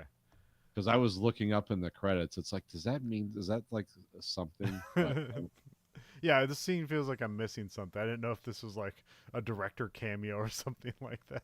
I have no idea. Um, these people are like intimidated by Thunderbolt and Lightfoot for no reason. They're not like acting intimidating. no, And then they leave. Like he's trying to give him his I camera. offer him this really expensive camera, Yeah, all it, and they're just kind of like, no, it's they're yeah. laughing at them. It's like not interested. They sit in the classroom and they ponder about the possibilities of if the money is still going to be there. Lightfoot goes to watch the door. Thunderbolt undoes his belt and just uses the tab as a screwdriver. So he starts to undo the screws on the blackboard. Lightfoot starts having like a weird episode. Um, Yes. which you're like, oh, he's got a concussion, but it's something more than that. Yeah. It's up for you to decide. Yeah, when you kick someone in the head with a boot in real life, this is what, especially if like someone like Red size is like, yeah, this is what can happen. Yeah. This is why you don't get in fights with people and punch them and stuff in public, because it's like, yeah, you can kill someone really. Lightfoot like snaps out of it and comes over and helps Thunderbolt. They pull the blackboard off the wall. There's and they find that the money's still there. There's even a couple bags from the transfer of the money out. Very good forward thinking. So, Yes, good plan. they set the package of the money to the desk. Then we cut to Thunderbolt pulls out of a dealership with a Cadillac, which we're waiting to Lightfoot to do that. But then we cut to Thunderbolt picks up Lightfoot, who seems to be having more numbness appear throughout his body. Like it's like one side of his body just like quits working. Um, Lightfoot pulls out some. And it's weird how like Thunderbolt's like kind of like just shrugging all this off. It's like he's just like he didn't say like, hey, that's kind of weird. Should we get you to hospital? Like to like the end of the scene almost. um, so he pulls out cigars in celebration. They light the cigar with a car lighter, which is a thing that no longer exists. If you were a kid where you still had car lighters, you probably have burned your thumb on one. So it's like, what the hell is this? And these are cool old cars Yeah. too. This is a 1973 Cadillac convertible, Eldorado with a 500 cubic inch engine. Only produces 365. Massive amount of displacement for. Yeah. But these cars. Oh, this thing is probably and this thing is probably lighter than any modern car nowadays. So because it's just being expensive cars. They were meant to be like a sport car, yeah, almost, because they were short-bodied, two-door Cadillacs that were convertible, so they could cut weight on the top, but they have to reinforce the frame for the convertible. But yeah, they were. But cars back then are, even though they're a lot bigger than modern cars, everything is hollow. So there's no like safety devices and packed in, and everything sensors packed in throughout the car. So even though older cars are older and bigger than modern cars are way more than older cars. So.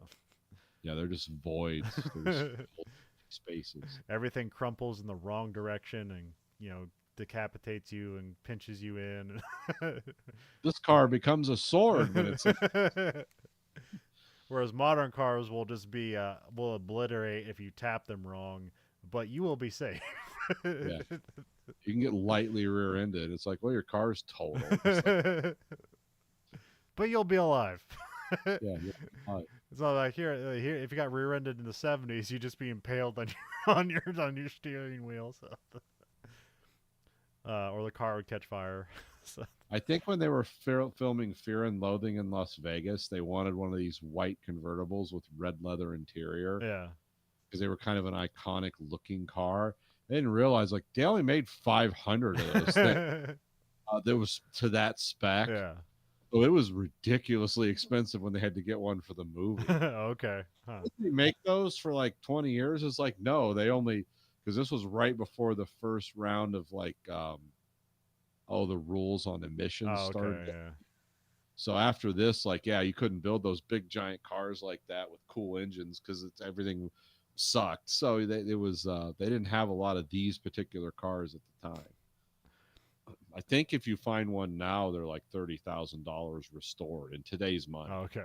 which is a lot for a car that's 50 some years old that gets 8 miles to the gallon.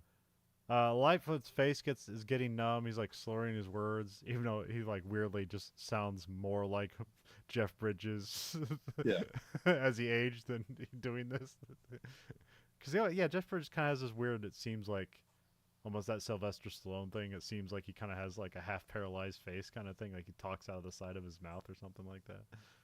Yeah, I think when he's under stress or wants to do a character in distress or a dialogue, he starts speaking weirdly. Because I know when we did White Squall, when the captain would give a speech or he'd be challenging one of the boys, it seemed like his speech took on a strange affect. Yeah.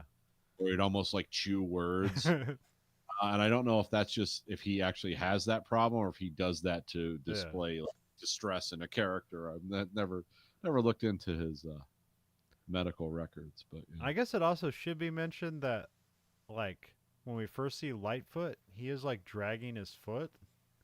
Yeah. Like he has an injury.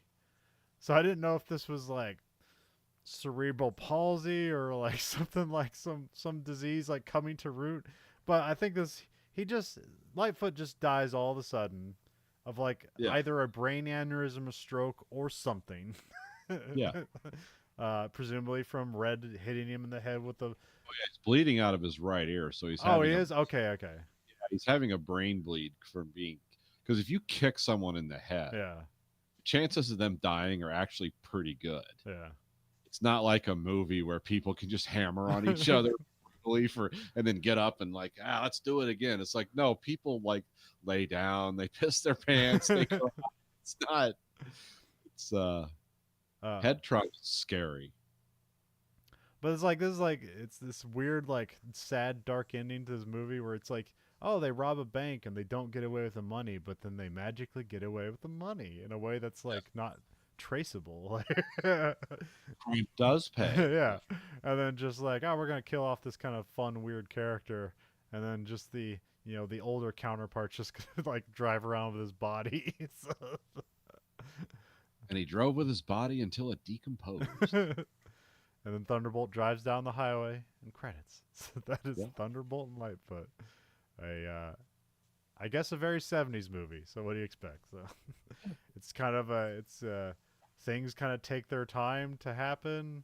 The things are fun and bleak, and then it completes the bleakness circle. So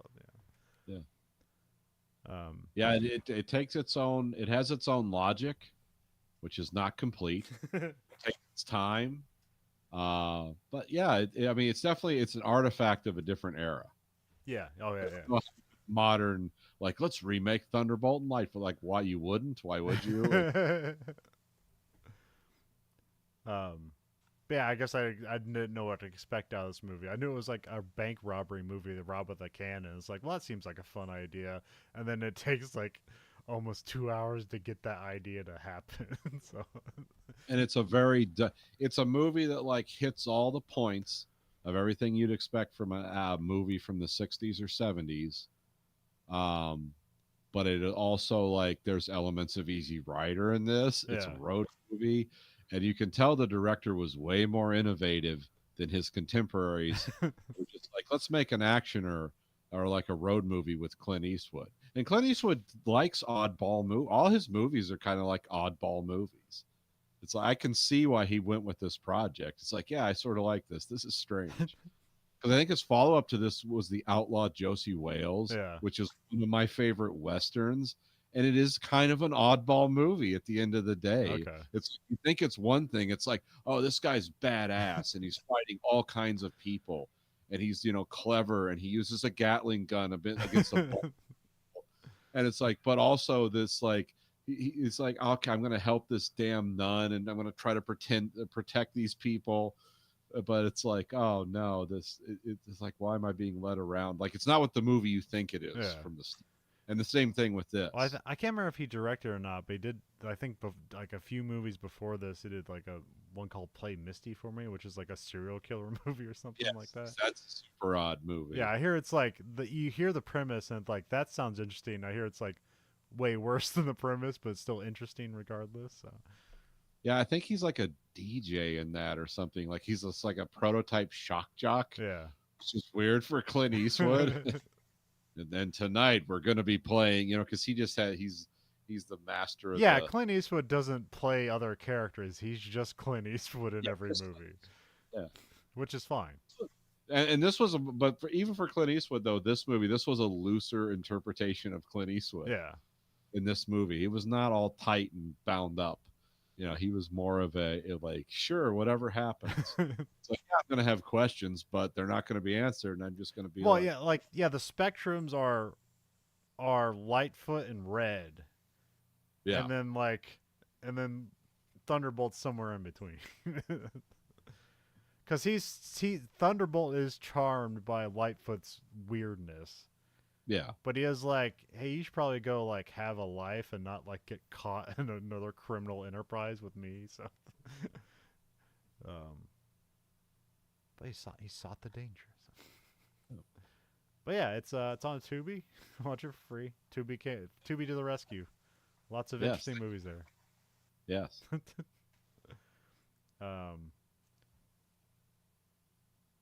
Well, we're sending a probe into space, Kennedy, the supercut of the imperfect of scenes from the imperfect collection that is a Verhoeven Effect. Nathan, what one scene in this movie are we shoving into space? This one's tough, because there's so many scenes in this kind of meandering movie. But I like. I'm gonna say the scene right to the point where they have the guns to the back of their head, and Lightfoot's pistachio cone is completely melted down because Red said don't move at all, so he just holds on to this.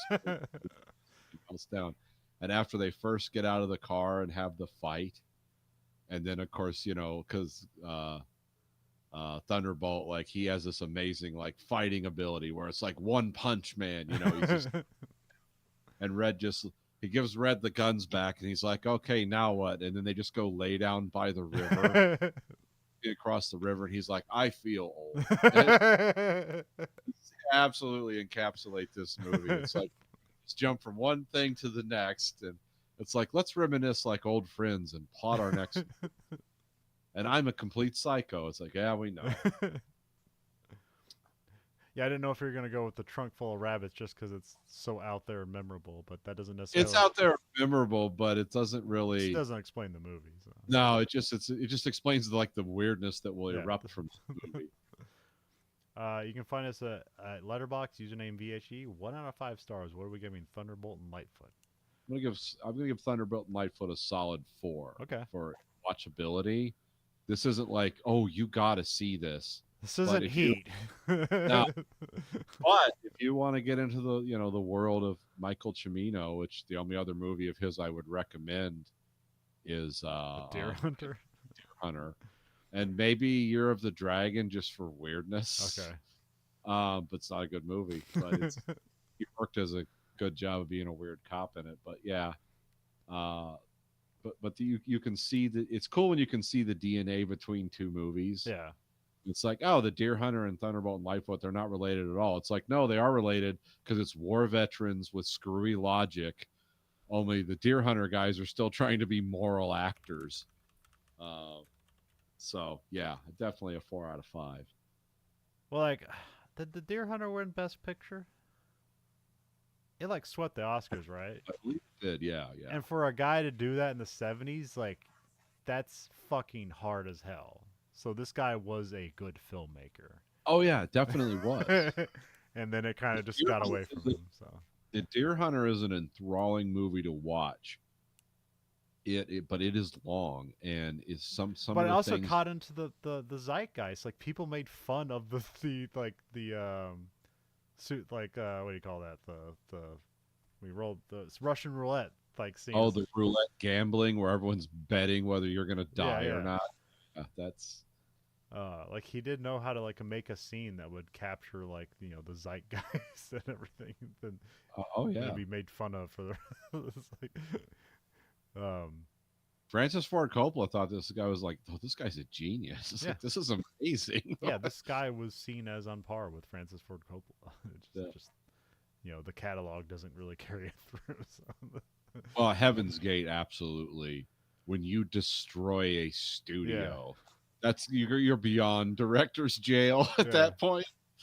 Ugh. But that's the promise that people saw in him. It's like he's gonna revolutionize film with a western. Essentially, this was a western too. So Yeah, I guess. Yeah, I mean, I guess that's why you get Clint Eastwood in it. yeah, oh, that It's definitely. a safe bet. I mean, it's a movie. This movie only cost $2.5 million. Oh, okay, yeah. So yeah, This was through and through. well, you can find us at verhoeveneffect.com. There, we have listener support. You can support us on a monthly stipend at 99 cents, 49 or 99. Cancel anytime.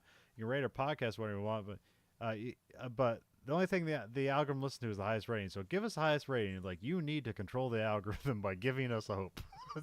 Yeah. There is no generative AI used in the making of this. As you can tell, this clunky, stilted conversation for the last hour and a half. We're not cheating. But maybe we're accidentally chasing SEO because it says Thunderbolt in the title, and that's the number one movie at the time, the Thunderbolts movie. Oh, interesting. Okay. Well, when I was searching this for Internet Movie Database, that's the first movie that shows up. I was like, huh, we might accidentally be hitting on something here. So,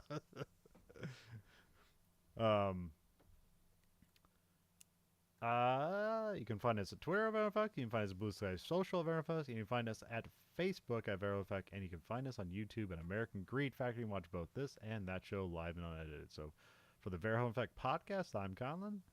And I'm Nathan. Goodbye, America.